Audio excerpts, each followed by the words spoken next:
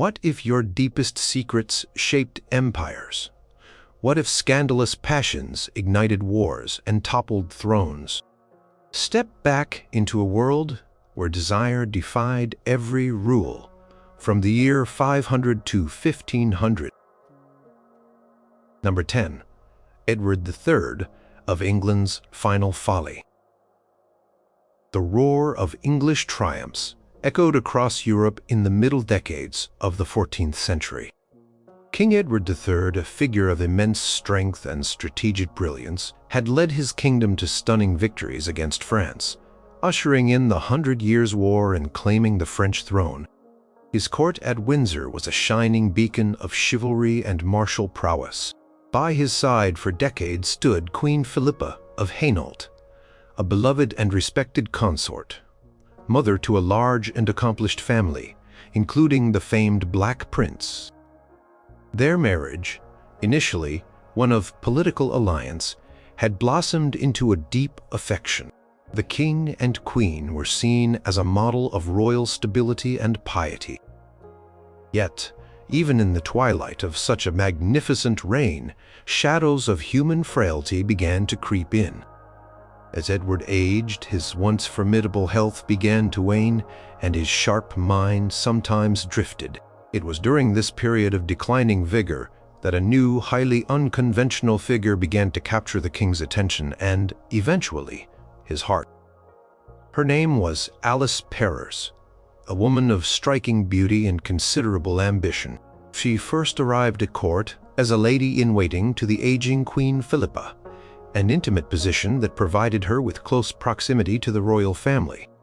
The precise moment their scandalous connection began remains obscured by the mists of time, but by the early 1360s, whispers transformed into open murmurs. Alice Perrers was no longer merely a lady-in-waiting. She was increasingly seen as the king's companion, his confidant, and, alarmingly to many, his mistress. This was while Queen Philippa, a woman revered by the English people, was still alive and very much present at court. Traditional reverence for the Queen and the sanctity of the royal marriage, even for a king as powerful as Edward, made this relationship a source of deep unease. Alice, with her shrewd intellect and captivating charm, quickly understood the avenues of power available through the king's affections. She began to acquire significant wealth and influence, sometimes through less than scrupulous means. Edward, increasingly reliant on her, bestowed upon her vast grants of land, glittering jewels, and other valuable properties. She was granted the freedom to act as a go-between for those seeking royal favor, a role she exploited with remarkable effectiveness. Courtiers and supplicants soon learned that to gain access to the king, or to ensure their petitions were heard, they often needed to pass through Alice Perrers first. Her apartments at court became a bustling hub of activity, a place where fortunes could be made or lost, based on her whim. The lavishness of her lifestyle and the open display of her power caused considerable scandal. She rode through London in ostentatious carriages, dressed in the finest silks and furs, her person adorned with gems that rivaled those of the Queen herself. She was known to attend tournaments and public events, often seated near the king, a constant visual reminder of her unofficial status. Perception of her as a commoner, a woman of no significant noble lineage, further inflamed the resentment of the established aristocracy.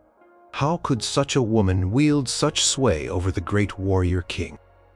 When Queen Philippa passed away in 1369, the situation only intensified. Many at court had hoped that with the Queen's death, the affair might discreetly end, and the king would either remarry or retreat into a more solitary existence. Instead, Alice Perrers' influence over Edward seemed to deepen. King, now a widower and increasingly frail, appeared even more dependent on her companionship and care. She became his constant presence, controlling access to him, managing his household, and often speaking on his behalf. Her power reached an unprecedented peak for a royal mistress in England. The burgeoning resentment against Alice Perrers, fueled by her perceived greed and abuse of power, coalesced during a critical moment in English political history. In 1376, a parliament was convened, known to history as the Good Parliament. This assembly, driven by a growing public discontent with corruption and mismanagement within the king's administration, decided to take direct action against those they believed were exploiting the aging monarch. The House of Commons, emboldened by the support of the dying Black Prince, who had returned to England from his campaigns in France and was aware of the unrest, targeted a number of influential figures, including Alice Perrers. The accusations leveled against her were severe and specific. She was charged with maintenance, a practice where she used her influence to support lawsuits and interfere with the course of justice for personal gain. She was accused of bribery, of accepting payment for favors from the king, and of using her position to manipulate royal decrees. The parliamentarians claimed she had amassed an immense fortune through these illicit means, at the expense of the kingdom's well-being and the king's own reputation. The narrative painted her as a manipulative figure who held the ailing king in her thrall, preventing others from accessing him and furthering her own agenda. After intense debate and public outcry, the Good Parliament passed a statute against Alice Perrers. She was ordered to leave the kingdom, and all her lands, goods, and property were to be confiscated. King, weakened by illness and the political pressure from his own parliament and the Black Prince, reluctantly assented to her banishment. It seemed her reign of influence was finally over. However, the political landscape was volatile. Within a few months of the Good Parliament's dissolution, and following the death of the Black Prince, Edward III, perhaps feeling freed from the constraints imposed by his son and the Assembly, made a surprising move. He recalled Alice Perrers to court. Her banishment was lifted, and her properties were restored, at least partially. She resumed her place by the king's side, demonstrating the enduring grip she held on his affections. She remained with him a constant presence until his death in 1377. Her story did not end with the king's last breath. Upon Edward's death, his grandson, Richard II, ascended to the throne. Powerful magnates who now held sway during the young king's minority, many of whom had opposed Alice Perrers, swiftly moved against her once more. She was again brought before Parliament, faced renewed accusations, and this time her fall from grace was permanent. Her lands were finally seized, and she was stripped of much of her ill-gotten gains. Despite her controversial life, Alice Perrers represents a remarkable example of a woman from relatively humble beginnings who, through charm, intelligence, and an opportunistic spirit, ascended to a position of extraordinary, albeit unofficial, power within the royal court. Her affair with Edward III stands as a potent symbol of the personal scandals that could erupt even in the highest echelons of medieval society, reminding everyone that love, or at least powerful affection, could sometimes undermine even the most rigid of social and political structures. Number 9. Joan of Portugal's questionable heir. The mid-15th century, in the Iberian Peninsula, was a time of shifting alliances and simmering dynastic tensions. In the Kingdom of Castile, the reigning monarch was King Henry IV, often known by the controversial epithet the Impotent. His reign was marked by a deeply troubled marriage, relentless political factionalism, and a crisis of succession that would plunge the kingdom into civil war. At the center of this maelstrom stood his second wife, Queen Joan of Portugal, a woman whose beauty and vivacious spirit were overshadowed by widespread accusations of scandalous infidelity. Joan had married Henry in 1455, after his first marriage to Blanche of Navarre was annulled on grounds of non-consummation, a circumstance that had contributed to the king's enduring nickname. The expectation was that Joan, a young and seemingly healthy princess, would provide the eagerly awaited male heir to secure the Castilian throne. However, years passed, and no legitimate children appeared. This barrenness only intensified the whispers about Henry's alleged inability to father children, a rumor that was a grave threat to his authority and the stability of the realm.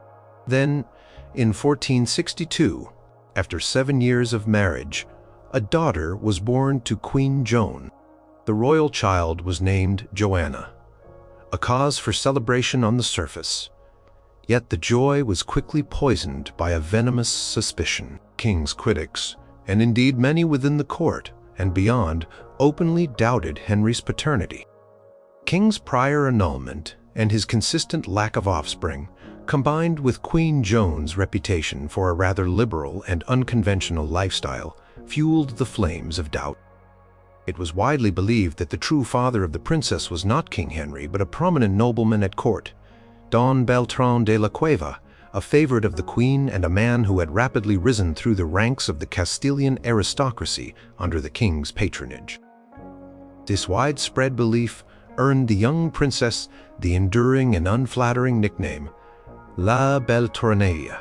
The very name of the supposed father became inextricably linked to the child, forever marking her as illegitimate in the eyes of a significant portion of the kingdom. The implications of this alleged adultery were nothing short of catastrophic for the Castilian succession. If Princess Joanna was indeed illegitimate, then Henry IV had no rightful heir, and the throne would devolve to his half-siblings, particularly his younger sister Isabella, who would later become Isabella, the first Queen of Castile. The political machinations surrounding Joanna's paternity became a defining feature of Henry IV's reign. The Castilian nobility was deeply fractured into rival factions, each vying for power and influence. Those who opposed the king, often led by his half-siblings, vehemently championed the claim that Joanna was a bastard and therefore ineligible to inherit the crown. They used the alleged adultery of Queen Joan as a powerful weapon to undermine the king's authority and legitimate their own challenges to his rule. Queen Joan herself did little to dispel the rumors. Her behavior at court was often viewed as indiscreet, and her close relationship with Beltrán de la Cueva was a constant source of gossip and condemnation. Chronicles of the period describe her as a woman of passion, perhaps a bit reckless, who chafed under the constraints of royal life. Some accounts even suggested she engaged in other affairs, further cementing her reputation for infidelity in the public imagination. The royal court, a supposed bastion of decorum, became a breeding ground for rumor and accusation, with the queen's perceived promiscuity at its very heart. King, in a desperate attempt to legitimize his daughter and secure his succession, took various contradictory actions. At one point, he forced a public oath from his nobles, swearing allegiance to Joanna as his rightful heir. Yet, facing immense pressure and open rebellion from a faction of the nobility who crowned his young half-brother Alfonso as a rival king, Henry was compelled to sign the Treaty of the Bulls of Gisando in 1468. This treaty acknowledged Isabella as his heir, effectively disinheriting Joanna, and implicitly acknowledging the doubts surrounding her paternity. However, upon Alfonso's sudden death, Henry again wavered, eventually reaffirming Joanna's rights, though his sincerity was always in question. Controversy reached a fever pitch after Henry IV's death in 1474. Question of succession exploded into open civil war known as the War of the Castilian Succession. On one side stood Isabella, claiming the throne based on her brother's alleged impotence and Joan's infidelity. On the other side stood Joanna, supported by a faction of Castilian nobles and, crucially, by her uncle King Afonso, the Fifth of Portugal, who married her to bolster her claim and his own ambitions. The war was fought with ferocity and ultimately decided the future of Spain. The narrative of Queen Joan's alleged adultery and the lingering cloud over Princess Joanna's birth remained a central point of contention throughout the conflict. Isabella's propaganda machine relentlessly hammered home the illegitimacy of La Beltranella, portraying her as the product of her mother's sin. This moral argument, coupled with Isabella's own astute political maneuvering and military strength, ultimately proved victorious. Following Isabella's triumph, Joanna was forced to renounce her claims to the throne, and eventually entered a convent, living out her days in quiet seclusion. She never truly escaped the shadow of her birth and the scandal that had defined her early life. The story of Queen Joan of Portugal serves as a powerful reminder of how personal relationships, especially within the highest echelons of power, could have profound and far-reaching consequences, reshaping entire kingdoms and altering the course of national history. Her alleged affair with Beltrán de la Cueva, whether fully true or exaggerated by political enemies, became a crucial catalyst for one of Castile's most turbulent periods, proving that the personal could indeed be profoundly political. Number 8. Blanche of Burgundy's dark secret. The early 14th century French court, under the reign of King Philip IV, known as Philip the Fair, was a place of impressive grandeur and austere piety. Philip was a monarch renowned for his strong will and his efforts to centralize royal power. His sons were expected to embody the same moral rectitude and dynastic strength. To secure the future of the Capetian dynasty, Philip had arranged politically advantageous marriages for his three sons, Louis, Philip, and Charles. Each married a woman from the powerful ducal house of Burgundy, creating a formidable alliance.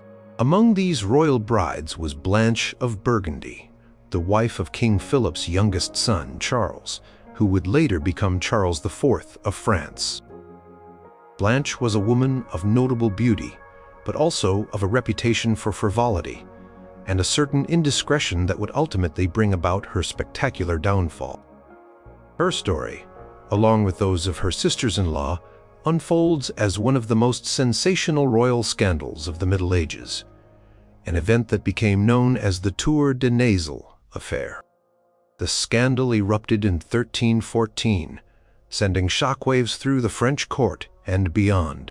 The catalyst was Joan II, Countess of Burgundy, wife of Philip, King Philip IV's second son. Joan, though herself accused, was also allegedly the informant, driven perhaps by jealousy or a genuine sense of moral outrage. She reportedly told her father-in-law, King Philip IV, about her sisters-in-law's illicit activities. The accusations were damning. Blanche of Burgundy and her sister Margaret of Burgundy, wife of King Philip IV's eldest son Louis, were engaged in long-standing adulterous relationships with two brothers, Norman knights named Philip and Gauthier d'Aunay. The charges were not merely whispers. Evidence was reportedly gathered, including embroidered silk purses that the d'Aunay brothers had given to the princesses, which were later found to have been regifted by the princesses to other men, sparking suspicion. The detailed accusations suggested that the affairs had been ongoing for a considerable period, conducted within the confines of the royal residence, the Tour de Nesle, a tower on the left bank of the Seine in Paris. This location lent its name to the entire notorious affair. Blanche, as the wife of Charles, faced immediate and severe repercussions. Royal adultery was not merely a personal betrayal. It was a crime against the state and the dynasty. The legitimacy of any potential heirs from such a union would be fatally compromised, threatening the very stability of the crown. King Philip IV, a ruler known for his iron grip and ruthless efficiency, reacted with swift and brutal force to protect the honor of his family and the integrity of the Capetian line. The two d'Aunay brothers were arrested and subjected to horrific tortures to extract confessions. Under duress, they admitted to their illicit liaisons with the princesses. Their confessions, though obtained through extreme violence, provided the proof the king sought. The penalty for lèse-majesté, the crime of injuring the royal majesty, especially through such a profound betrayal, was severe beyond measure. Philip and Gauthier d'Aunay were condemned to a public and gruesome execution. They were flayed alive, castrated, disemboweled, and then drawn and quartered, their bodies displayed to serve as a stark warning to anyone who dared to dishonor the royal family. As for Blanche of Burgundy, her fate, while less physically brutal than that of her lovers, was equally devastating. She was formally tried and convicted of adultery. Her marriage to Charles was immediately annulled. a process that cast a long shadow over her future and that of her husband. Adultery, in this context, was viewed as a spiritual and social defilement that made the continuation of the marriage an impossibility, especially for a future king. Blanche was then imprisoned in Château Gaillard, a formidable fortress that had once served as a stronghold for English kings. Her imprisonment was a harsh and solitary existence, a stark contrast to the luxurious life she had once enjoyed at the glittering French court. Deprived of freedom, dignity, and any prospect of a normal life, she languished in the grim confines of the castle. Her plight was compounded by the fact that she was young, and her prospects had been entirely ruined. Tour de Nesle affair had profound and lasting consequences for the Capetian dynasty. While Charles eventually ascended to the throne as Charles IV, his marriage to Blanche was forever tainted. He was forced to repudiate her. The scandal also cast a pall over the moral standing of the royal family, even though King Philip IV attempted to use the severity of the punishments to reassert his authority and the sanctity of the monarchy. Blanche remained imprisoned for years, a forgotten figure in the royal narrative. Her husband Charles was granted papal dispensation to remarry, which he did twice more in his pursuit of a legitimate male heir. However, Charles IV died without a surviving male heir in 1328, bringing the direct line of the Capetian dynasty to an end. This succession crisis ultimately contributed to the outbreak of the 100 Years' War, as Edward III of England, through his mother Isabella, Philip IV's daughter, claimed the French throne, arguing that the Salic law preventing female succession did not apply to inheritance through the female line. Blanche of Burgundy eventually died in captivity in 1326. Still a relatively young woman, her life having been utterly destroyed by the affair.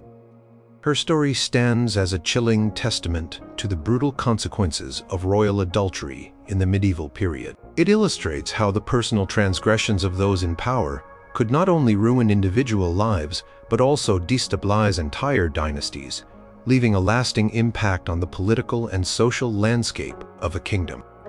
Her adultery, along with her sister-in-law Margaret's, ripped through the heart of the Capetian royal family, leaving a scar that contributed to the eventual end of their direct line.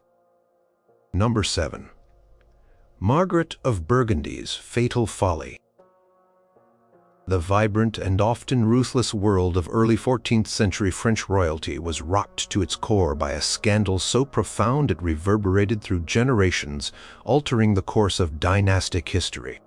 The heart of this storm was Margaret of Burgundy, the eldest and perhaps most audacious of the three Burgundian princesses, married to the sons of King Philip IV, known as Philip the Fair.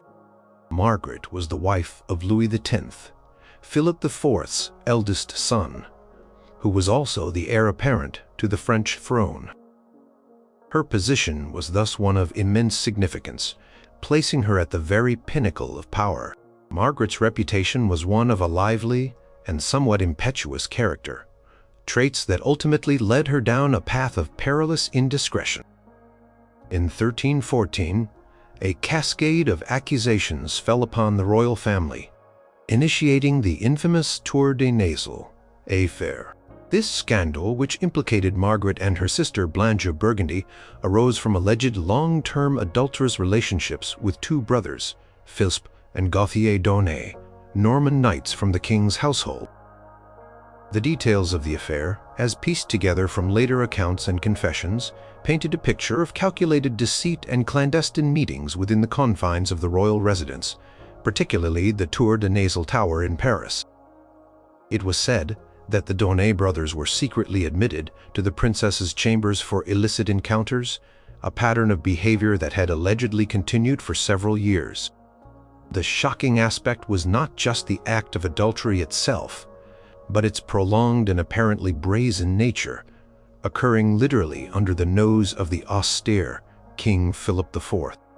The discovery of the affair, reportedly triggered by a tip from Joan II, Countess of Burgundy, wife of Philip IV's second son, and herself later implicated in a lesser charge, plunged the king into a furious rage. For a monarch as committed to royal authority and moral rectitude as Philip the Fair, this betrayal was an unbearable affront to the dignity of his family and the sacred institution of the monarchy. The legitimacy of the Capetian line, the very foundation of France, was perceived to be at risk. The response was swift and brutal. The Donnet brothers were apprehended and subjected to severe interrogations, reportedly involving excruciating torture. Their confessions, obtained under duress, sealed their fate and implicated the royal princesses. Penalty for such an offense against the royal family was designed to be a terrifying deterrent. Philip and Gauthier Donnet faced a public and agonizing execution in April 1314. They were horrifically mutilated, flayed, castrated, disemboweled, and then drawn and quartered, their remains displayed as a stark warning. Margaret of Burgundy, as the wife of the heir to the throne, faced a particularly dire situation. Her adultery not only shamed the royal family, but also potentially threatened the succession. If she were to bear children from her illicit union, the entire Capetian dynasty would be plunged into a crisis of legitimacy. She was put on trial, found guilty of adultery, and stripped of her royal standing. Her marriage to Louis was annulled, though the validity of the annulment was a complex legal and ecclesiastical matter. Following her conviction, Margaret was condemned to imprisonment. She was sent to Château Gaillard, the same formidable fortress where her sister Blanche was also incarcerated. However, Margaret's fate was far more immediate and tragic. The grim conditions of her imprisonment, coupled with the profound shock and disgrace of her downfall, quickly took their toll, barely a year after her conviction and imprisonment. In August 1315, Margaret of Burgundy died within the walls of Château Gaillard. Her death occurred mere months after her husband Louis had ascended to the throne as Louis X, following the sudden death of King Philip IV in November 1314. Louis, now king, swiftly moved to repudiate Margaret and crucially to remarry in order to secure a legitimate male heir for the kingdom. Margaret's death conveniently allowed Louis to remarry unhindered by the complexities of an annulment from a living wife. He wed Clementia of Hungary, and she bore him a posthumous son, John I, who reigned for only 5 days. The Tour de Nesle affair, with Margaret of Burgundy at its painful center, had a cascading effect on the Capetian dynasty. Louis X's only surviving child from Margaret was a daughter, Joan.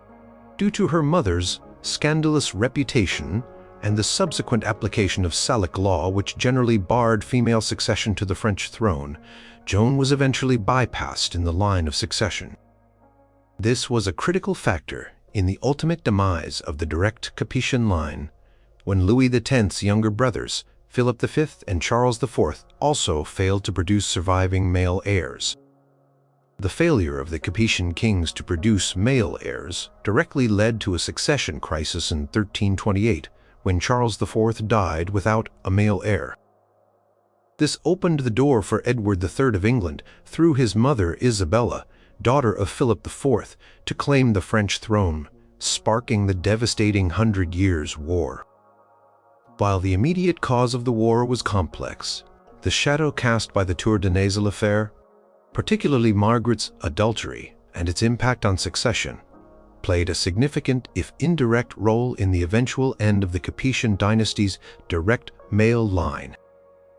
Margaret of Burgundy's story is a stark illustration of the severe penalties for royal transgression and the intense scrutiny under which queens and princesses lived. Her personal choices, rooted in what appeared to be impulsive desire, had monumental consequences that echoed through the history of France, highlighting how deeply intertwined personal morality and dynastic stability were in the medieval world. Her fatal folly because the immense pressure and danger that came with holding a royal position, especially when one dared to defy the strict moral codes of the time. Number 6. King John's reign of wanton desire. The reign of King John of England, from 1199 to 1216, is largely remembered for his disastrous conflicts with the French, his bitter struggle with the English barons that culminated in Magna Carta, and his relentless financial extortions. However, beneath the political turmoil and military failures lay a king whose personal life was marked by an almost unparalleled degree of lechery and disregard for moral boundaries. King John was not merely an adulterer.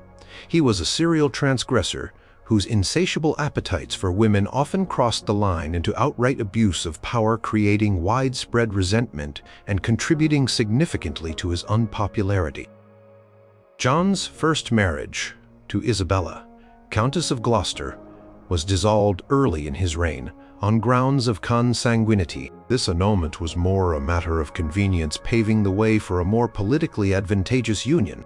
In 1200, John, then 33, became infatuated with Isabella of Angoulême, a stunningly beautiful 12-year-old girl. She was already betrothed to Hugh X of Lusignan, a powerful French nobleman. In a brazen act of defiance and desire, John seized Isabella and married her himself without seeking proper dispensations or respecting the existing betrothal.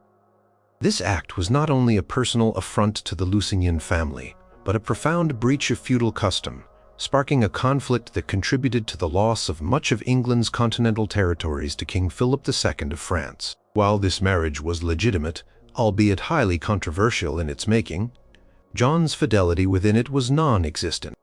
Even for a medieval king, whose affairs were often tolerated, provided they were discreet and did not threaten the succession, John's promiscuity was extraordinary. Chronicles of the time, often written by hostile sources but consistent in their accounts, paint a picture of a king who took whatever women he desired, regardless of their marital status or social standing. One of the most damning accusations against John was his reported tendency to seize the wives and daughters of his own nobles and force them into his bed. This was not merely about personal pleasure. It was a profound act of humiliation and degradation against his most powerful subjects. Such actions, deeply insulting to the honor of noble families, fueled the animosity that eventually led to the baronial rebellions against him. The chronicler Roger of Wendover, for example, detailed how John seduced the wives and daughters of his noblemen and put their husbands and fathers to shame. While such accounts can be exaggerated, their consistency across different sources suggests a pervasive truth. Among the specific alleged victims of John's predatory behavior were the wife of Eustace de Vesci, a prominent baron, and the wife of Robert Fitzwalter, a leading figure in the baronial opposition. The story of Fitzwalter's daughter, Matilda, is particularly infamous, though its veracity is debated. Legend claims that John attempted to seduce her, and when she refused, he either imprisoned or poisoned her. While perhaps apocryphal, such tales reflected the public perception of John as a man who used his royal power to gratify his every sexual whim, without regard for personal consent or the honor of others. King's licentious behavior was not limited to individual acts. It was a pattern of conduct that alienated large swaths of the English aristocracy. For medieval society, female chastity and male honor were paramount, especially within the noble classes.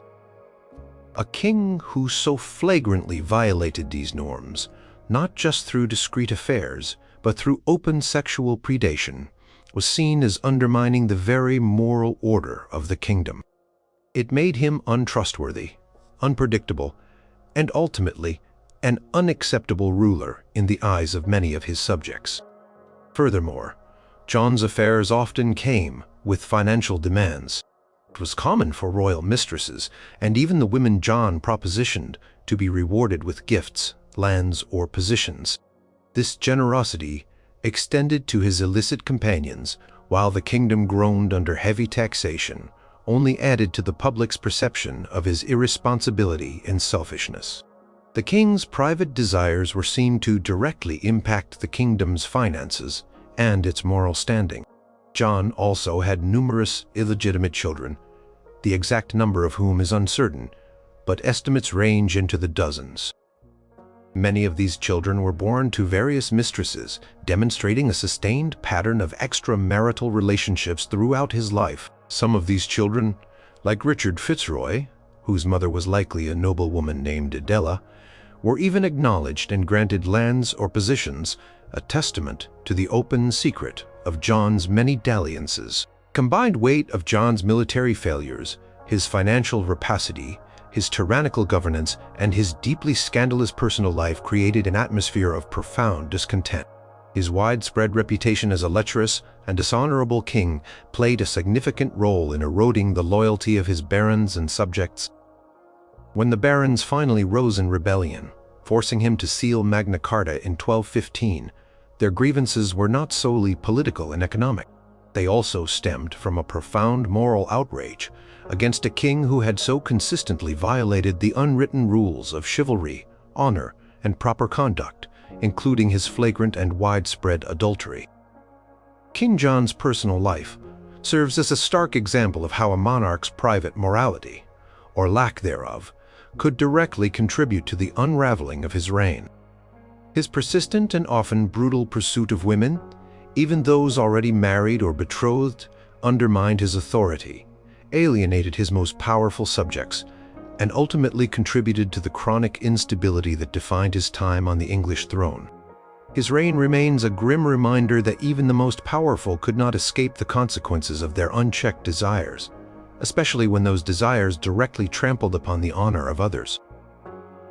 Number 5. Eloise's forbidden love and tragic fate.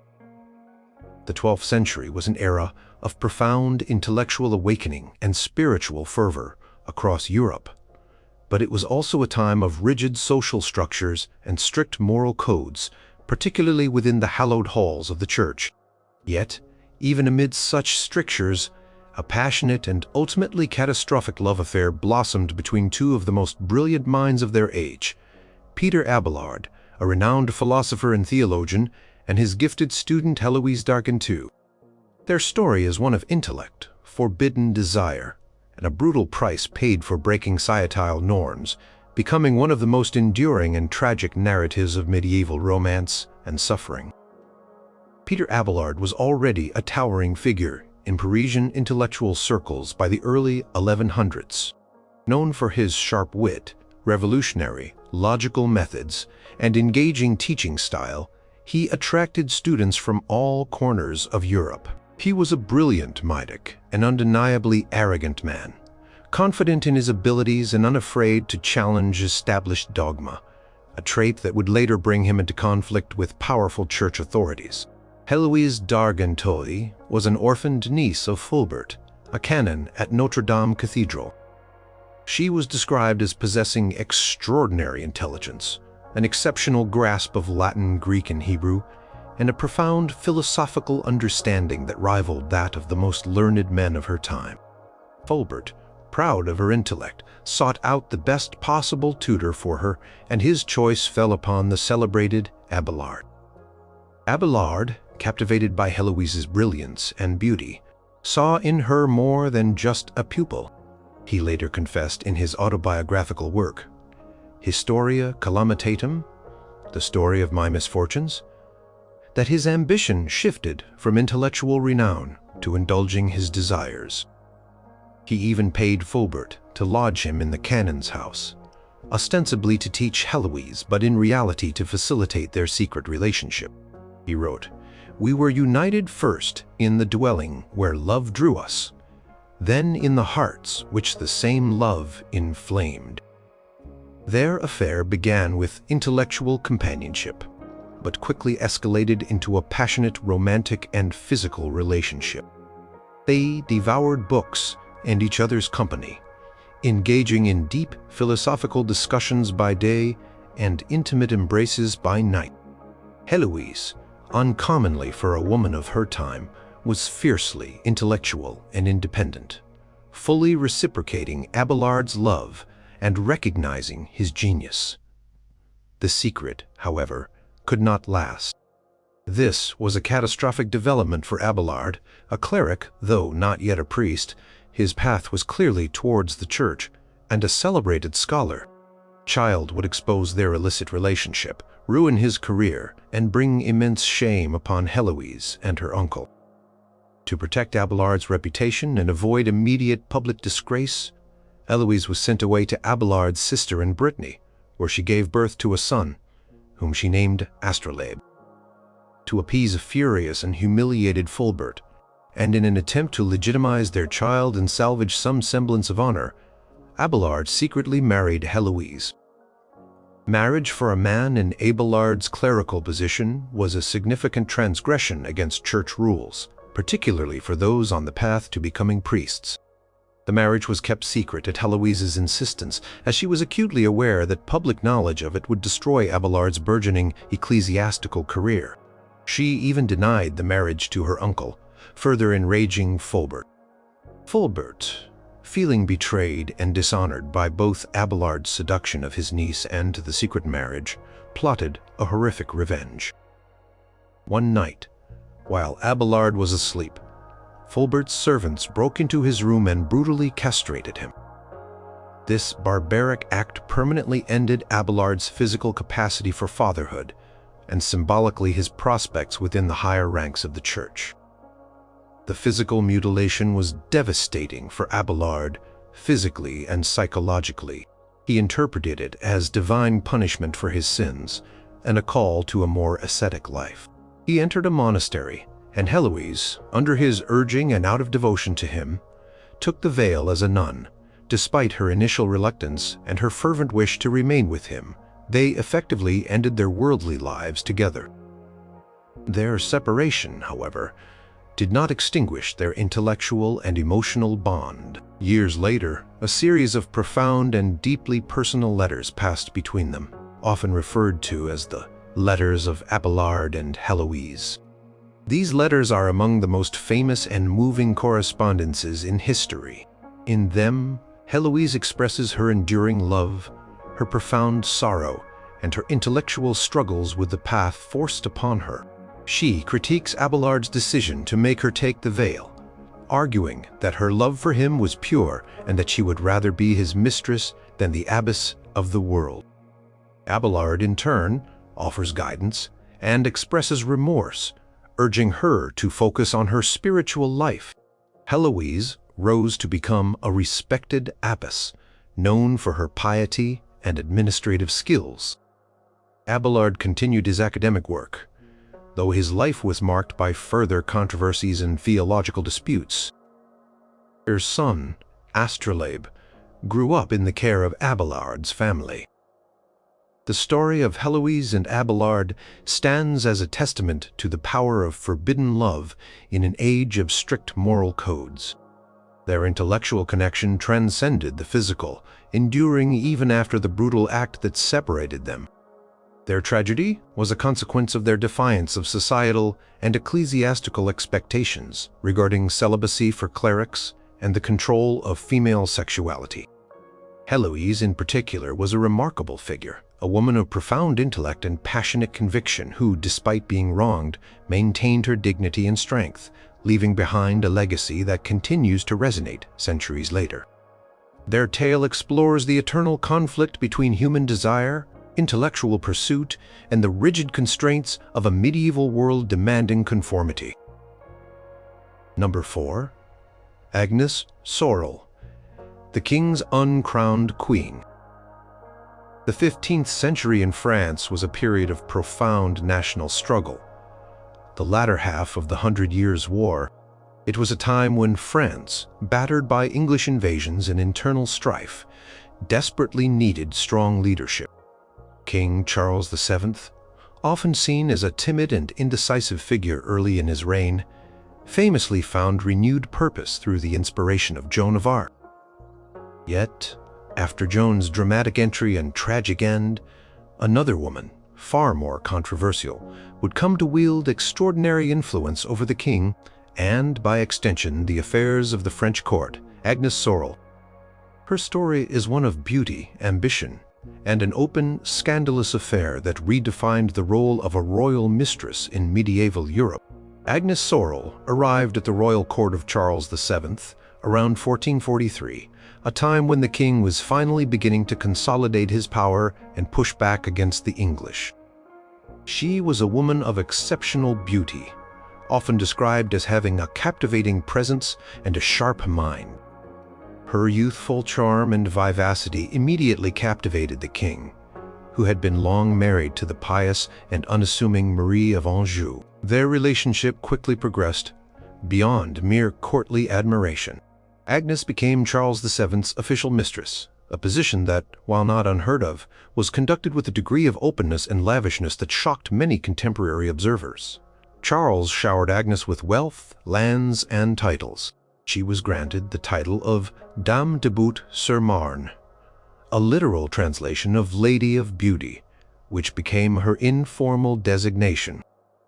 This public acknowledgement of her status, rather than a discreet affair, marked a significant departure from previous royal mistresses. The sheer visibility of Agnes's influence at court was unprecedented. She did not merely reside in the king's household. She was a prominent figure, often seated close to the king, adorned in magnificent jewels and dresses of the latest fashion. She was famously known for her daring attire, often wearing dresses that exposed one breast, a fashion considered extremely risqué for the period, and a stark contrast to the modest clothing of the queen. This flaunting of convention underscored her unique, powerful position and her audacious personality. Agnes exerted considerable political influence over Charles VII. She was not content to merely be a decorative companion. Chroniclers suggest she encouraged the king to be more assertive, to throw off his melancholic tendencies, and to vigorously pursue the expulsion of the English from France. Her presence was often seen as a revitalizing force for the king, inspiring him with a new sense of purpose and confidence. Some historians argue that her encouragement played a role in the king's military reforms and the successful conclusion of the 100 Years' War. However, her extraordinary influence also generated immense resentment and hostility. The traditional aristocracy and segments of the church viewed her with disdain. Her open adultery was a moral affront, and her perceived manipulation of the king was a threat to the established order. Queen Marie of Anjou, though outwardly accepting of the situation, must have endured profound personal humiliation. Agnes's relationship with the Dauphin, the future Louis XI, was particularly fraught with tension. Louis, a famously difficult and suspicious young man, harbored a deep dislike for Agnes, seeing her as a corrupting influence on his father and a threat to his own future authority. He openly defied her and his father over her presence, leading to bitter quarrels and further estrangement between father and son. Agnes Sorel bore Charles VII 4 daughters, each acknowledged by the king and given titles. This was another testament to the king's deep affection for her and his willingness to openly recognize the fruits of their illicit union. The legitimacy of these children, while not threatening the main line of succession, further solidified Agnes's position as a permanent and powerful fixture at court. Her story took a dramatic turn in 1450. While pregnant with her 5th child, Agnes traveled to Jumièges to be with the king, who was on campaign. There, she suddenly fell ill and died. At the young age of 28, her death was mysterious, and rumors of poisoning immediately circulated, with many suspecting the Dauphin Nuit. Modern forensic investigations of her remains in the 21st century have indeed found high levels of mercury in her system, suggesting she may have been poisoned, though whether intentionally or through a misguided medical treatment, mercury was used in some medicines, remains uncertain. Agnes Sorel's brief but apace life redefined the role of a royal mistress. She was not merely a secret lover, but a figure of public influence, setting a precedent for future royal favorites who wielded significant power, openly challenging the conventional moral boundaries of the court. Her life demonstrates how personal relationships, even those deemed scandalous, could deeply intertwine with the political and military affairs of a nation. Her presence at the side of Charles VII, controversial as it was, left an undeniable mark on the French court and the reign of a king who ultimately secured victory in one of history's longest wars. Her story remains a captivating example of how beauty, ambition, and forbidden love could profoundly shape the course of a medieval kingdom. Number 3. Catherine Swynford, the Duke's enduring passion. The late 14th century in England was a period marked by political upheaval, the Black Death, and the ongoing 100 Years' War. Amidst this tumultuous backdrop, the powerful figure of John of Gaunt, Duke of Lancaster, son of King Edward III and uncle to King Richard II, emerged as one of the most influential men in the kingdom. As the patriarch of the House of Lancaster, his personal choices carried immense weight. While he was married to two formidable noblewomen, his heart was ultimately captured by a woman of lesser birth, Catherine Swynford, whose enduring affair with the Duke would not only produce children who founded a new royal line, but also spark a fascinating saga of legitimacy and social mobility.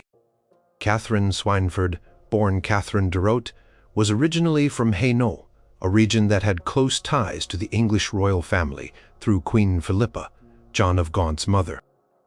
Her connection to the royal household was initially through her sister, Philippa Chaucer, who was a lady-in-waiting to Queen Philippa and the wife of the renowned poet Geoffrey Chaucer. Catherine herself entered the household of John of Gaunt as a governess to his daughters around 1366, a position that brought her into close daily contact with the powerful Duke. This time, John of Gaunt was married to his first wife, Blanche of Lancaster, a woman he deeply loved and who was mother to his legitimate children, including the future King Henry IV. However, after Blanche's death in 1368, and even perhaps before, a deep affection began to develop between John and Catherine by 1371. Their affair was well underway. It was a relationship that would endure for nearly 30 years, characterized by a profound emotional bond that transcended the social conventions of the era. Their union, however, was not without complications. In 1371, John of Gaunt married his second wife, Constance of Castile, claiming the Castilian throne through her. This marriage was politically significant, aimed at furthering his dynastic ambitions in Spain. Yet, despite being married to Constance, John continued his relationship with Catherine.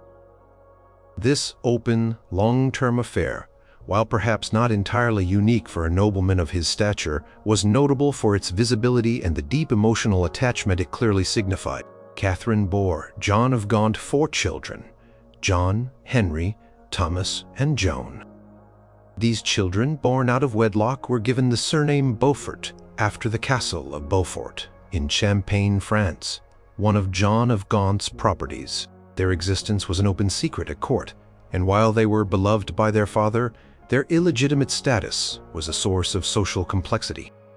They were raised within John of Gaunt's household, cared for and educated, a testament to the Duke's commitment to Catherine and their children. The affair, conducted while John was married to Constance, sparked considerable gossip and resentment. Catherine, though not a queen, wielded significant if unofficial influence through her relationship with the most powerful man in England. She lived a life of comfort and privilege, supported by the Duke's vast resources. Her presence at court, particularly during John's second marriage, was an enduring source of contention for many who viewed her as a moral affront and a threat to the established social order. In 1394, John of Gaunt's second wife, Constance of Castile, passed away. After nearly 25 years as his mistress, Catherine Swynford's life took an extraordinary and almost unprecedented turn. In 1396, John of Gaunt, against all social conventions and the expectations of his peers, married Catherine Swynford. This was a remarkable act of public legitimation, transforming his long-standing mistress into his Duchess of Lancaster and the mother of his legitimate children. The marriage was a deeply personal statement of his affection and respect for Catherine, but it was also a significant political maneuver. The marriage caused a considerable stir at court and throughout England. Many found it scandalous that a royal duke would marry his long-term mistress, especially one whose children had been born out of wedlock.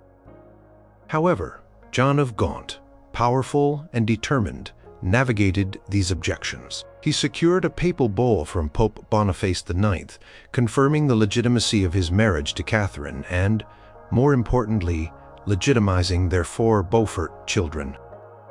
This act of legitimation, formally confirmed by an Act of Parliament in 1397, was a pivotal moment in English history.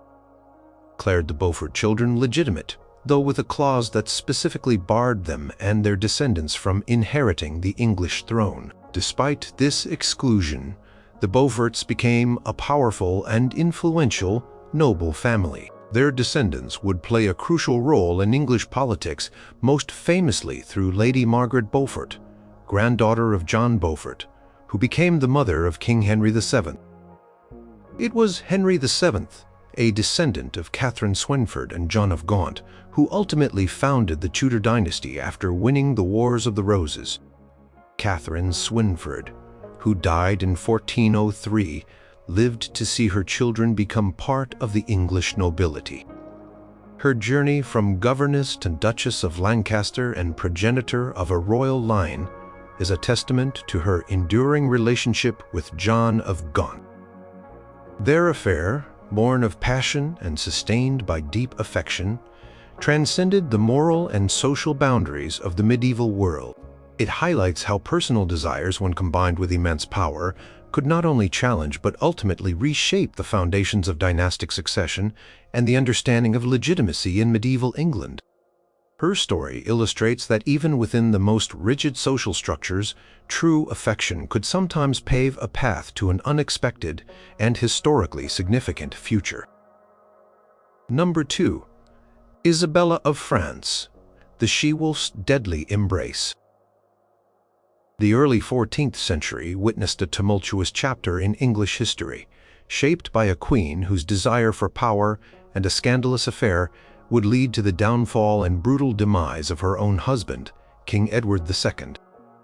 Isabella of France, often chillingly known as the She-Wolf of France, was a woman of formidable intellect and iron will.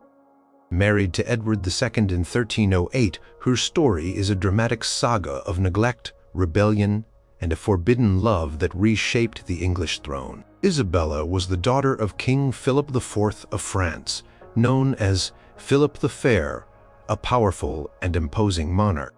Her marriage to Edward II was intended to secure peace between England and France. However, from the outset, their union was fraught with difficulty.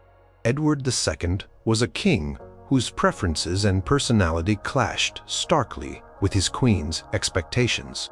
He showed little interest in traditional royal duties or in his queen, preferring the company of male favorites. His early devotion to Piers Gaveston, and later to Hugh Despencer, the younger, alienated Isabella and much of the English nobility. Edward's overt favoritism towards Despencer, in particular, became a source of profound resentment for Isabella. Despencer, a greedy and ambitious man, amassed immense power and wealth, often at the expense of the established nobility and the Queen's own interests. He effectively controlled access to the king, monopolized royal patronage, and pushed Isabella and her French household to the periphery of the court. Isabella, a proud and capable princess, found herself increasingly mortalized and humiliated by her husband's blatant disregard and Despencer's encroaching influence. By the mid-1320s, the marriage had deteriorated to the point of utter breakdown. Isabella's funds were restricted, her lands diminished, and her pleas to the king were ignored. The breaking point arrived when Edward and Despencer used the opportunity of a diplomatic mission to France in 1325, concerning the ongoing territorial disputes over Gascony, to send Isabella as an envoy. This was a clever move by Edward and Despencer to get Isabella out of England, where she was becoming a rallying point for opposition. However, in France, Isabella found her freedom, and, crucially, an ally in a powerful exiled English nobleman, Roger Mortimer, Lord of Wigmore. Mortimer was a man of immense charm, charisma, and military prowess, who had been imprisoned by Edward II for his opposition to the Despensers, but had famously escaped to France. Their encounter was electric. Isabella, neglected and humiliated, found in Mortimer a kindred spirit and a passionate supporter. What began as a political alliance quickly blossomed into a fervent love affair. Their relationship was an open secret in the French court, much to the scandal of King Charles IV of France, Isabella's brother. Queen of England, the king's wife, was openly living in adultery with a powerful English exile. This was an unprecedented situation.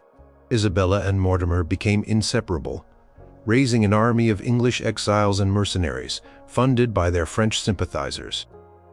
Their objective was clear: to invade England, depose Edward II, and overthrow the Despenser regime.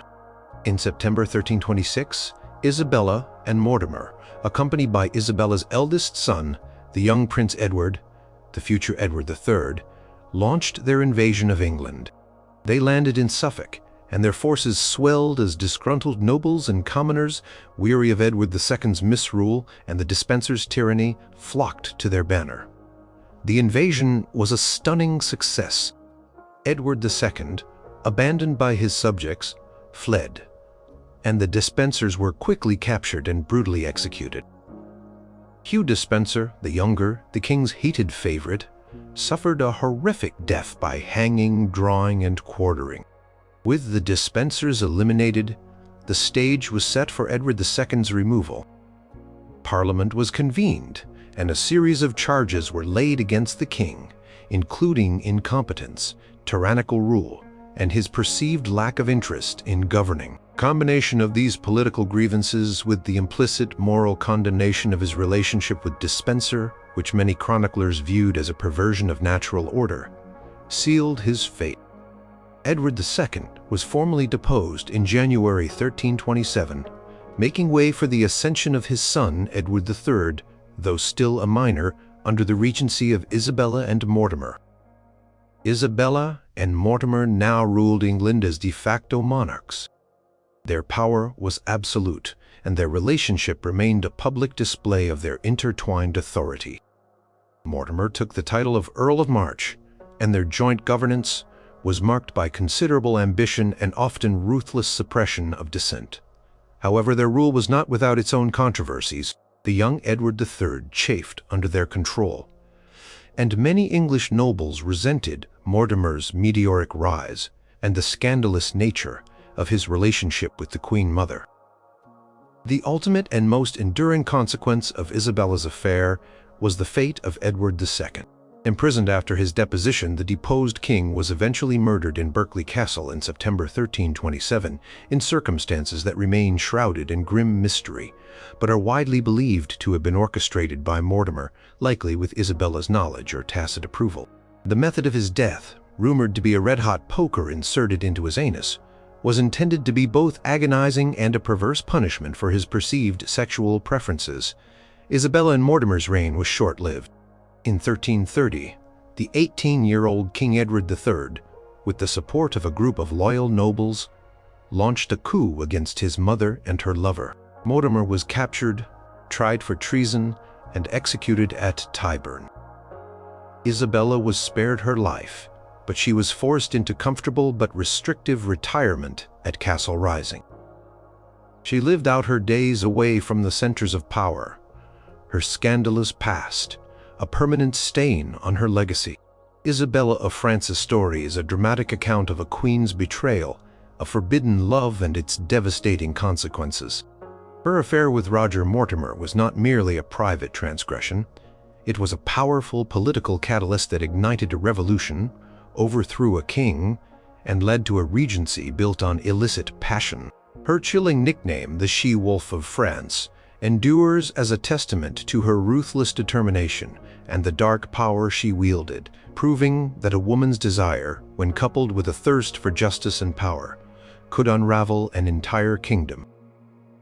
Number 1. Eleanor of Aquitaine's Crusader Confessions. The 12th century was an age of powerful monarchs, fervent crusades, and shifting political landscapes. At its heart stood Eleanor of Aquitaine, a woman of extraordinary intelligence, immense wealth, and unparalleled influence. Twice a queen, first of France and then of England, Eleanor was a figure of immense charisma and ambition, whose life was intertwined with the highest echelons of power. While her two marriages were politically vital, her narrative is also shadowed by persistent rumors of infidelity, particularly during her time as Queen of France and later by the open affairs of her second husband, King Henry II. Her story is a complex tapestry of power, passion, and the ever-present threat of scandal. Born around 1122, Eleanor inherited the vast Duchy of Aquitaine, making her the wealthiest and most desirable heiress in Europe. In 1137, she married Louis VII, the King of France. Their union was meant to secure the allegiance of Aquitaine to the French crown and solidify the Capetian dynasty. However, their personalities were starkly different. Louis was pious, ascetic, and rather mild-mannered, while Eleanor was spirited, worldly, and independent, accustomed to the more liberal and culturally vibrant court of Aquitaine. Their marriage, though it produced two daughters, was strained. King's deep religiosity often clashed with Eleanor's more secular and lively interests. The real test of their relationship, and the source of the most persistent whispers of adultery, came during the Second Crusade. In 1147, Eleanor accompanied Louis VII on this grand religious expedition to the Holy Land. For a queen to accompany her husband on crusade was unusual, and Eleanor, dressed in chainmail and leading her own Aquitanian contingent, was a striking and controversial figure. During their time in Antioch, the whispers began to grow louder. Antioch was ruled by Raymond of Poitiers, Eleanor's dashing and Henadic uncle. Raymond was a handsome, cultured, and worldly man, everything Louis VII was not. Eleanor and Raymond reportedly developed a close and intimate relationship, spending considerable time together, engaging in lively discussions, and sharing a clear bond of affection that went far beyond mere familial ties. King, already frustrated by Eleanor's independent spirit and her insistence on joining in strategic decisions, found himself increasingly sidelined. Chroniclers of the time, both French and Byzantine, alluded to a relationship that crossed the bounds of propriety. John of Salisbury, a contemporary English scholar, wrote that Eleanor's conduct in Antioch gave rise to grave suspicions. William of Tyre, a historian of the Crusades, explicitly stated that Eleanor behaved in a manner not fitting to the royal dignity, suggesting an unchaste relationship with Raymond. These accounts, while often hostile, created a narrative of scandal that plagued Eleanor for years. The precise nature of their relationship remains debated by historians, but the accusations of an illicit affair between Eleanor and her uncle Raymond were widespread and deeply damaging to the Queen's reputation and her marriage to Louis. Upon their return from the crusade, the marriage between Eleanor and Louis VII deteriorated further. Their fundamental incompatibility, compounded by the scandal in Antioch, and their failure to produce a male heir, led to its annulment in 1152 on the grounds of consanguinity. They were distantly related. This was a politically convenient excuse, allowing both parties to escape a deeply unhappy and unproductive union. Eleanor, a free woman once more, did not remain single for long. Just 8 weeks after her annulment, she married Henry Plantagenet, Duke of Normandy and Count of Anjou, a man 11 years her junior. Henry was ambitious, energetic, and possessed a fiery temper. Their marriage forged a powerful new Anglo-Angevin empire encompassing England, Normandy, Anjou, Maine, Touraine, and Eleanor's vast Aquitaine. Within a few years, Henry became King Henry II of England. Their union produced 8 children, including 2 future kings, Richard the Lionheart and John. Despite the initial passion and political success of their marriage, Henry II, like many medieval kings, was not a faithful husband. His reign was marked by numerous affairs, some fleeting, others more prolonged. The most famous of these was his long-standing relationship with Rosamund Clifford, often known as Fair Rosamund. She was a beautiful noblewoman, the daughter of a Herefordshire knight, who captured the king's affections. Henry established Rosamund in a secluded dwelling within a labyrinthine garden at Woodstock, his hunting lodge. The affair was an open secret at court, a source of immense humiliation for Queen Eleanor, despite her own alleged past.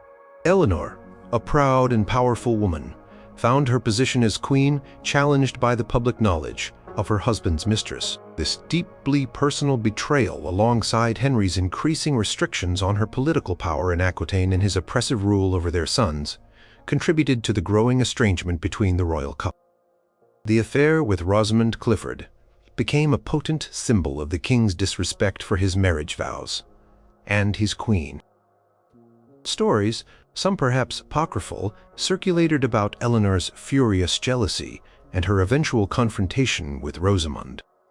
Legend claims Eleanor poisoned Rosamund or forced her to take her own life, though historical evidence suggests Rosamund died of natural causes in 1176 and was buried with honor by the king at Godstow Priory.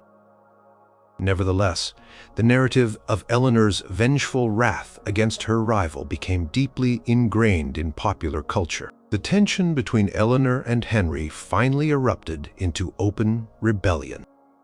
Eleanor, allied with her sons, who resented their father's autocratic rule and the limited power he allowed them, rose in revolt against Henry in 1173. The rebellion was ultimately suppressed, and Eleanor was captured. Henry, unwilling to execute his queen but unable to trust her, kept her imprisoned for 16 years, effectively sidelining her influence until his death in 1189.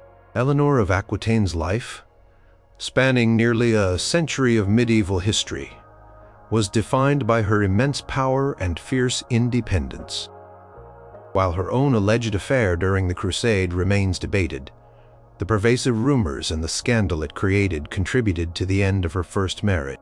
Her second marriage, though politically brilliant, was riddled with the consequences of Henry II's numerous infidelities, particularly with Rosamund Clifford, which deeply wounded Eleanor and fueled her eventual rebellion.